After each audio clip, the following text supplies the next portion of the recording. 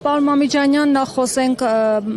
գործընթացի հետ կապված, ազգային ժողովում մեկնարկվելիք Նիկոլ Փաշինյանն անվստահություն հայտնելու հետ կապված, Միքայել arczepiskopos Աջապայանը նշել է, որ ինքը բավարարված է իր ծառայությունից եւ հրաժարվում է, որ իր տեխնացությունից ինչ է լինելու գործընթացի հետ կապված։ Ճիշտն ասած, ես հրապարակելուց հետո հնարավորություն ունեցա տեսնել Սրբազանի հայտարարությունը, այնուամենայնիվ մեր հայտարարության մեջ ամբողջ բոլոր հնարավոր սցենարները նկարագրված են։ Ցիտեմ հայտարարությունը, եթե վեհապար հայրապետը եւ Միքայել arczepiskopos Աջապայանը իրենց համաձայնությունը տան, ապա պատիվ ունեմ խմբակցությունը պատրաստ է միանում է այդ նախաձեռնությանը եւ կապահովի իր 6 պատգամավորների ստորագրությունները։ Հակառակ պարագայում, եթե լինի անհամաձայնություն տեխնացուի կամ վեհապար հայրապետի կողմից, մենք ակնկալում ենք, որ մեր գործընկերները, որոնք իրենց պատրաստակամությունն են հայտնել առաջադրել Միքայել arczepiskopos Աջապահյանին, կմիանան արդեն իսկ արկա, արդեն իսկ մեկնարկած, պատիվ ունեմ խմբակցության մեկնարկած իմպիչմենտի գործընթացին երկու պարագայում էլ մենք առաջարկում ենք այն տրամաբանությամբ շարժվել, որով ի սկզբանե առաջադրվել էր մեր իմպիչմենտի գործընթացը։ Այն է, որպեսզի որևէ պարագայում ռիսկ չլինի գործընթացի վիժեցման, թղթերը մուտք անել 54 ստորագրության արկայության պարագայում։ Հայաստան խմբակցությունը հիմա միացել է եւ գործընթացը շարունակություն ունի։ Անկախ նրանից Միքայել arczepiskopos Աջապայանը եթե որպես տեխնացու ցանկանում լինել, միևնույն է Հայաստան խմբակցությունը միանում է գործընթացը։ Ու այնտեղ որոշակի խնդիր կա, որովհետև պետք է լինի նաև տեխնացուի համաձայնություն փաթեթի մեջ եւ այլն,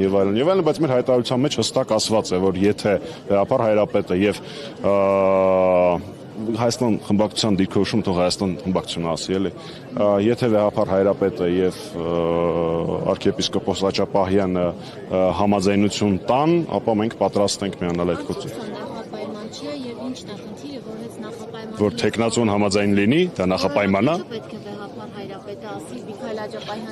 Լիա ջան, եթե դուք տեղյակ չեք, arczepiskoposները իրենց ցանկացած գործողությունը համաձայնեցնում են վեհապար հայրապետի հետ։ Ելնելով եւ իմանալով այդ կանոնագիրքը։ Նախապայման այդ հայտարարության մեջ առհասարակ չկա։ Եթե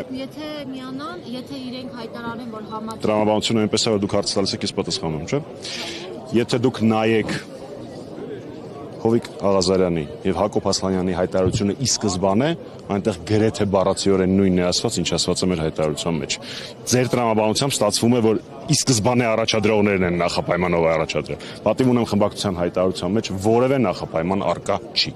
Պարոն Մամիջանյան, այսօրվա մայրաթորում տեղի ունեցածը մայրաթորն իր հայտարարությամբ աննախադեպ է որակել եւ իր պատմության մեջ եզակի դեպք։ Նախ դուք ինչպես կգնահատեք այսօր ազգային անվտանգության ծառայության քայլերը մայրաթորում եւ իրավական որևէ հիմք տեսնում եք այդ քայլերում։ Իրավական որևէ հիմք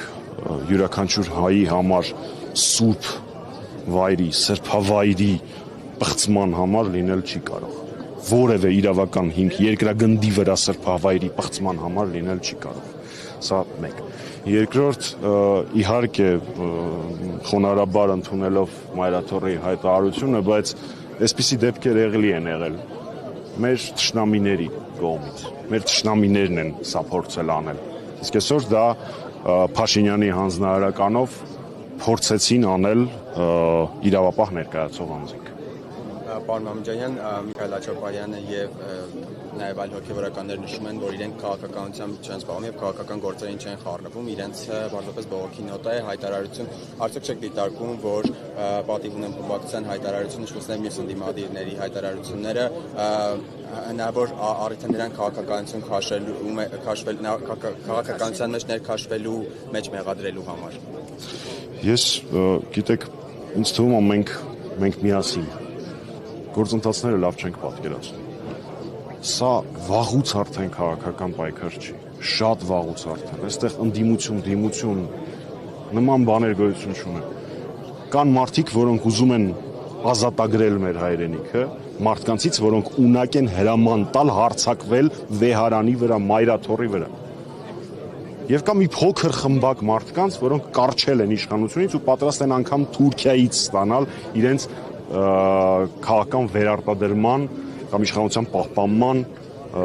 երաշխիքները եւ գործիքները։ Ձեր հարցին պատասխանելով ես կարծում եմ, որ քաղաքական ցանկացած գործընթաց, որով մենք հնարավորություն կունենանք ազատագրել մեր հայրենիքը, անհրաժեշտ է օգտագործել։ Իսկ եկեղեցու դեմ արշավն ու այսօր Մայրաթորում տեղի ունեցածը կապում եք Փաշինյանի Թուրքիա այցի հետ։ Ես կարող եմ բերել 10 պատճառ, թե ինչի է Փաշինյանը սկսել արշավը եկեղեցու դեմ։ Դրա մեջ իհարկե կլինի թե Փաշազադեի հայտարարությունը, թե Թուրքիա կատարած այցի ընթացքում տրամաբանորեն հնարավոր ինչ-որ պայմանավորվածություններ, բայց մեծ հաշվով էական չի, թե կոնկրետ պատճառը որն է։ Էականը այն է, որ իրողություն ենք մենք ապրում, մեր պատմության ամենավտանգավոր էջերից մեկը։ Հայաստանի Հանրապետության այսօրվա կառավարիչները հրաման են տալիս հարձակվել Մայրաթորի վրա։ Սրանից անդին ինչ պիտի լինի։ Ուստի այո, հնարավոր է, գուցե ձեր ասածը, գուցե Փաշազադեի հայտարարությունը, գուցե ատելության գեներացիան, որով ինքը սնվում է, այսպես երկար կարող ենք շարունակել պատճառները, բայց պատճառները էական չեն։ Էականը, թե մենք հայրենասերներս սրա հետ կապված ինչ կանենք։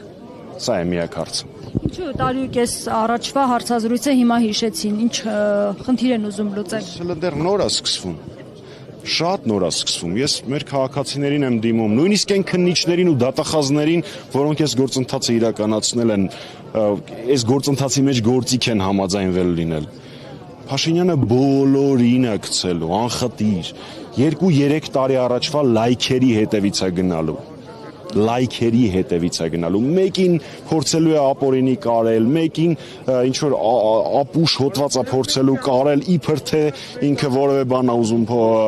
որևէ կոչ է դա ինչ որ հակաօրինական եւ այլն եւ այլն եւ ոչ մեկ անվտանգ չի, ոչ մեկ առհասարակ Հայաստանում ցանկացած հայրենասեր մարդ անվտանգ չի, որովհետեւ Հայաստանի այսօրվա կառավարիչները հայրենասեր չեն, հակահայ են, ատում են ամենը, ինչ հայկական է։ Պարոն Մանուկյանյան, Սերժ Սարգսյանը հայտարարել էր փողոցային պայքարի մասին։ Հիմա սա լավ առիթ չէ փողոցային պայքարի սկսվելու համար։ Սա հրեշավոր առիթ է, Ռիփսիմե ջան։ Հրեշավոր առիթ է։ Եվ ես ձեզ վստահեցնում եմ ձեզ, գիտեք, հարցս ձեզ չի ուղղված, պատասխանս ձեզ չի ուղղված, բայց ես խորին համոզմունք ունեմ, որ այն ժամանակ, երբ այս հնչող հարցը լինի ոչ թե երբեք, այլ երբ ենք, այն ժամանակ ահագին բան գուցե փոխվի։ Ձեզ անձամբ չէր ուղղված։ Ովքեր չէ միանում, ժողովուրդը, թե այլ քաղաքական ուժերի նկատի ունեք։ Ես համարում եմ, որ միակ սուբյեկտը, որին երբևէ մեղադրել չի կարելի, ժողովուրդն է։ Շնորհակալ եմ։